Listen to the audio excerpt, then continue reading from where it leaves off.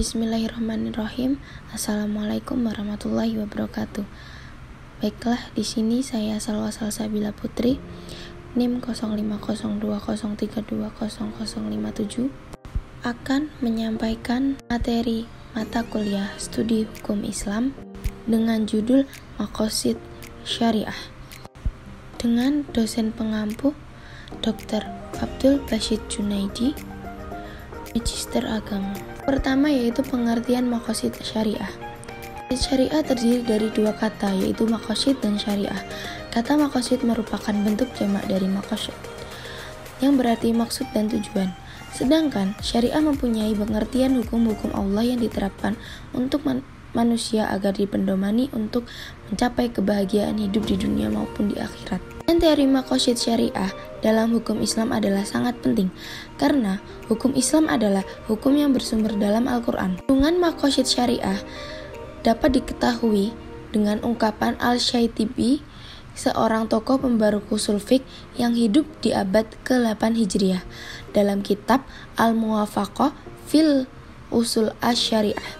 Fungsi maqasid syariah: seorang faqih dan mufti wajib mengetahui maqasid nas sebelum mengeluarkan fatwa. Orang faqih harus mengetahui tujuan Allah SWT dalam setiap syariatnya, agar fatwanya sesuai dengan tujuan Allah dan tidak terjadi apa yang menjadi kebutuhan darurat manusia, tapi hukumnya sunnah atau mubah. Contohnya, puasa Ramadan. Puasa Ramadan sifatnya wajib, tetapi untuk orang yang sakit tidak kuat untuk berpuasa pada waktu itu dan hari itu sifatnya menjadi sunnah untuk tidak puasa.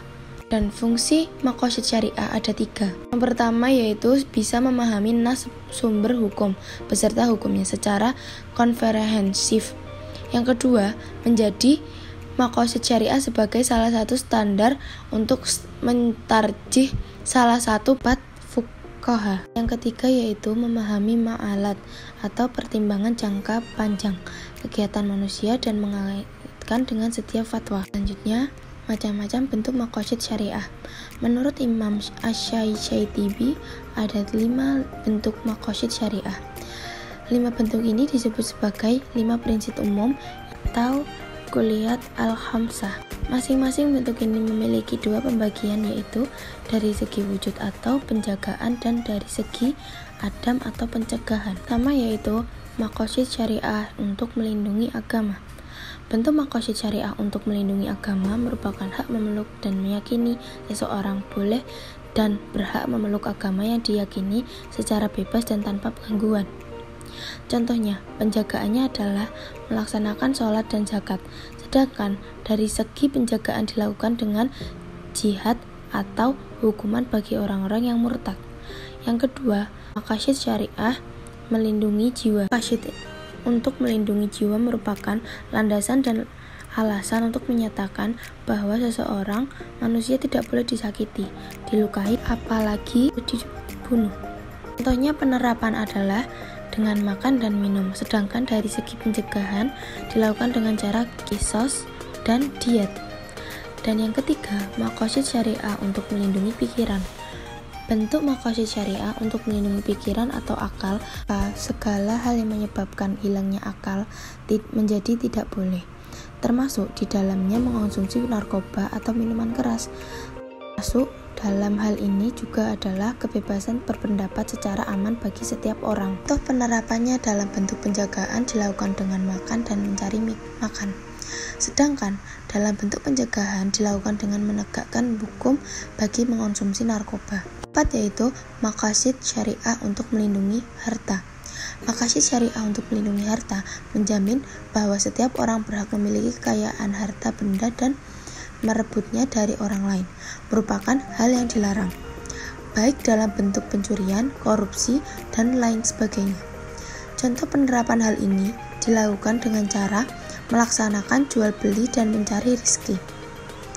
Sedangkan bentuk pencegahan dilakukan dengan hukum potong tangan bagi pencuri dan menghindari riba. Yang kelima adalah maqasid syariah untuk melindungi keturunan. Maqasid syariah untuk melindungi keturunan membuat menjadi larangan karena dapat memberikan dampak negatif baik secara biologis, psikologis, ekonomi, sosial, nasab, hukum waris, dan lain sebagainya.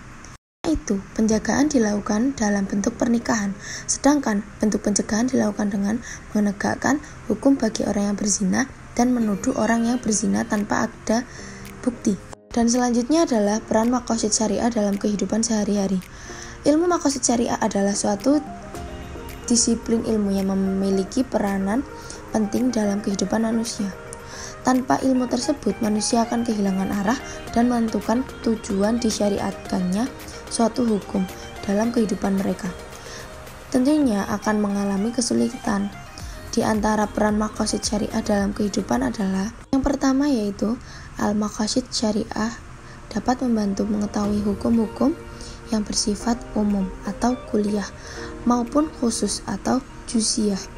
Yang kedua, memahami nas-nas syar'i secara benar dalam terang praktek. Yang ketiga, memahami makna lafadz yang dimaksud secara benar, karena nas berkaitan dengan hukum saatlah variatif baik lafadz maupun maknanya. Maka maqasid syariah berperan dalam membatasi makna tersebut.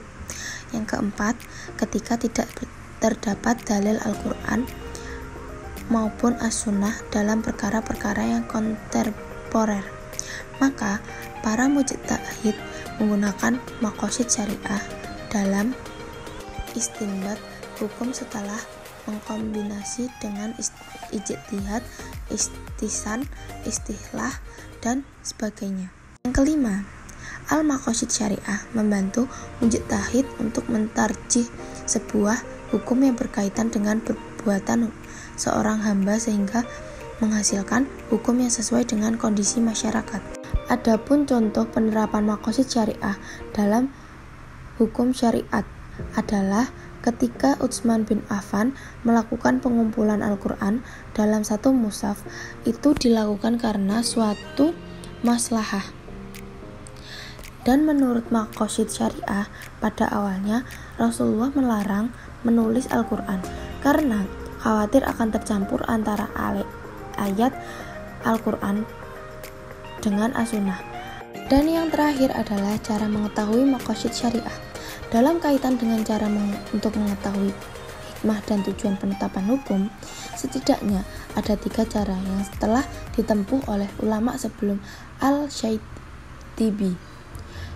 Pertama yaitu ulama berpendapat bahwa maqasid al-syariah adalah sesuatu yang abstrak sehingga tidak dapat diketahui kecuali melalui petunjuk Tuhan dalam bentuk syahir lafal yang jelas.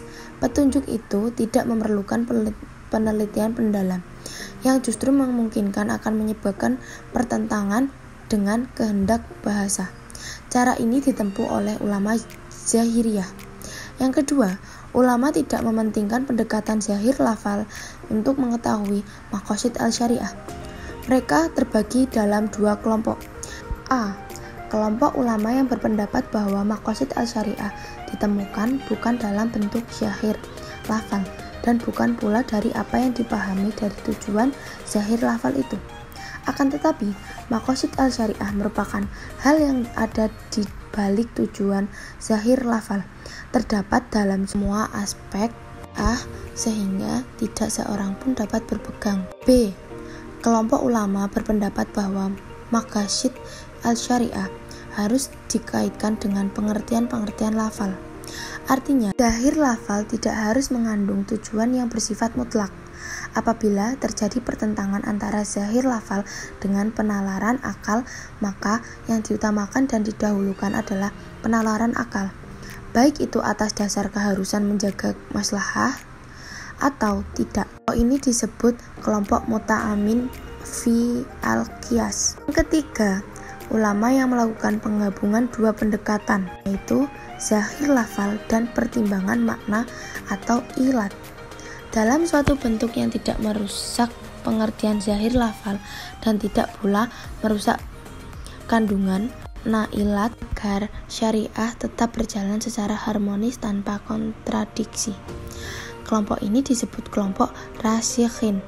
Saya kira cukup dengan materi yang saya sampaikan. Kurang lebihnya saya meminta maaf apabila ada kekurangan atau kesalahan dalam mengetahui. Terima kasih atas partisipasinya. Assalamualaikum warahmatullahi wabarakatuh.